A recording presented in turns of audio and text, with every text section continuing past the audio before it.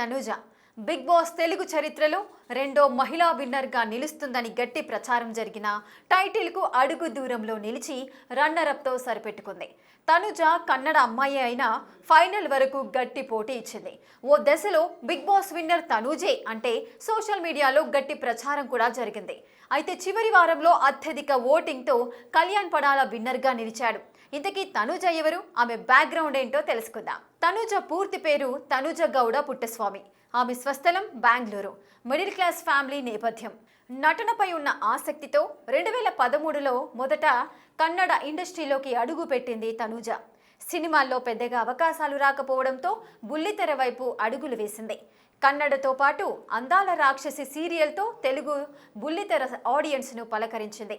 ఆ తర్వాత ముద్దమందారం సీరియల్తో మరింత చేరువైంది. ఏకంగా 1500 ఎపిసోడ్లు ముద్దమందారం సీరియల్ సక్సెస్ కావడంతో తనూజకు మంచి గుర్తింపు వచ్చింది. శివ మనసుల శక్తి సీరియల్లోనూ నటించింది. ఈ క్రమంలో బిగ్ బాస్ సీజన్ 9లో తొలి కంటెస్టెంట్గా అడుగుపెట్టింది తనూజ. మొదట బిగ్ బాస్ హౌస్లో తనూజపై ప్రేక్షకులకు పెద్దగా అంచనాలు లేవని కామెంట్స్ వినిపించాయి. కానీ ఆ తర్వాత తనూజ ఆట మాట తీరుతో తను బలమైన కంటెస్టెంట్ అని నిరూపించుకుంది.